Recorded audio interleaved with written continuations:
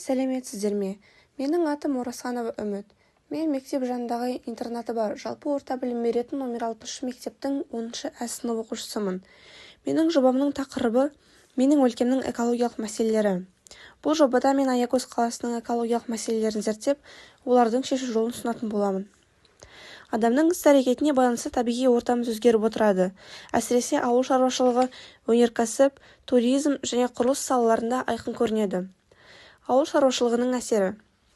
Ауыл шаруашылығында химиялық тыңайтқыштар мен пестицидтерді қолдану топырақтың құнарлылығын төмендетіп, эрозияға ұшыратады. Жерді жырту мен орманды кесу нәтижесінде жергілікті өсімдіктер жойылып, экосистема тепе-теңдігі бұзылады. Өнеркәсіптің әсері.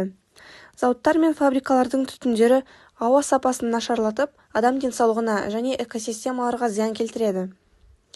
Өнеркәсіптік қалдықтар мен химикаттар өзендер мен көлдердің ластануына, соның салдарынан балықтар мен басқа да су тіршілік иелеріне қауіп төндіреді. Туризмнің әсері. Туристік нысандардың құрылысы мен дамытуы табиғи ландшафтты өзгертіп, жергілікті флора мен фаунаға зиянын тигізеді. Экологиялық жағдайдың халықтың өмірі мен денсаулығына әсерін талдау. Экологиялық жағдайдың халықтың өміріне, өмір сүру сапасына тікелей қатысы бар. Соның ішінде ауаның сапасының әсері.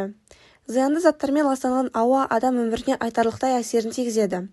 Мысалы, тыныс алу жолдарының аурулары, жүрек-қан тамыр аурулары, онкологиялық аурулардың дамуына әкеліп соғуы мүмкін. Су сапасының әсері де біздің өмірімізде айтарлықтай рөл сомдайды. Лас және зиянды заттармен ластанған су түрлі аурулардың таралуына алып келуі мүмкін. Солардың ішінде ішек инфекциялары, өзіміз білетін гепатит А, амебиаз сияқты аурулар ұзақ мерзімді денсаулық мәселелерін тудырады. Қаладағы экологиялық жағдайды сауықтыру жолдарына тоқталсақ.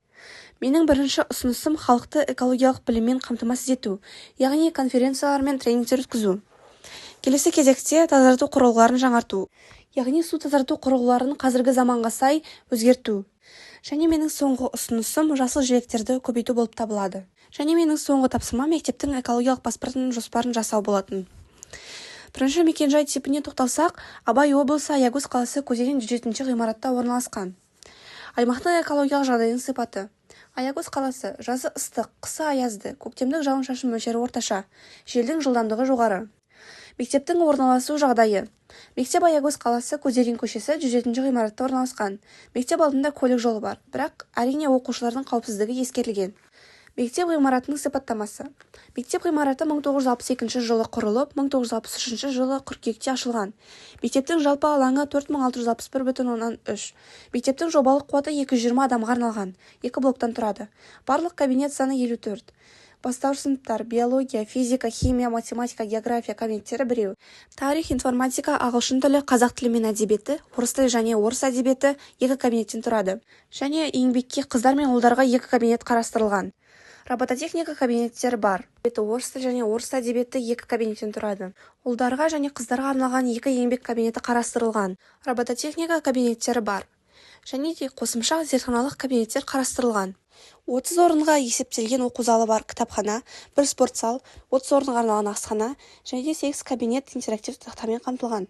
Мектептің жылытылуы өте жақсы. Мектеп видеокамералармен қамтылған. Медициналық, психолог кабинеттері қамтамасыз етілген.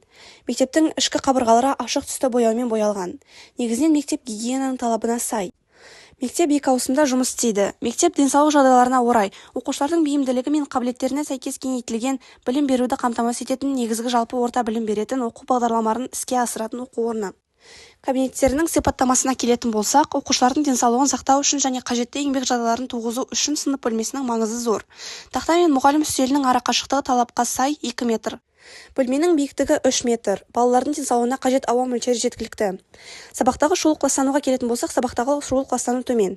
Мектепте демалыс аймағы қарастырылған. Мектебімізде 2013 жылдан бастап жылыжай жұмыс жасап келеді. Оның көлемі 138 метр. Мектеп ішіндегі тірі бұрыш аймағында үлкен бөлме өсімдіктері өсірілген. Мектептегі психологиялық климат. Оқушыларға сабақ жағынан қарасақ, оқушыларға қатаң талап қойылады. Бірақ қысым көрсетілмейді. Оқушылар талапқа бағынады. Мысалы, әр сыныптың өзіне тиісті кабинеті бар. Басқа кабинет оқушылары рұқсатсыз кірмейді. Психологиялық кеңес керек оқушыларға арнайы психолог кабинеттері бар. Психологиялық қызмет және оның жұмысының нәтижелігі. Психолог арнайы жоспар бойынша оқушыларға сауалнама жүргізіп, сырттай бақылау жүргізеді. Жұмысы нәтижелі.